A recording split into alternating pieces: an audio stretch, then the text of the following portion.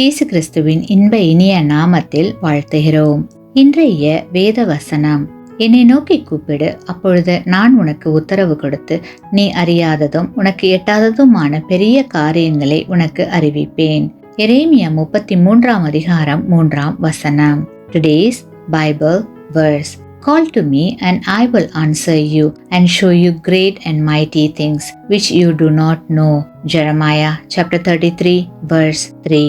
கிறிஸ்துவுக்குள் அன்பான சகோதர சகோதரிகளே, உங்களுடைய வாழ்வில் நிகழும் சோதனைகளை கண்டு என்ன செய்வேன், எப்படி இதை சமாளிக்கப் போகிறேன் என்று திகைத்து நிற்கிறீர்களா? திகைக்க வேண்டாம்.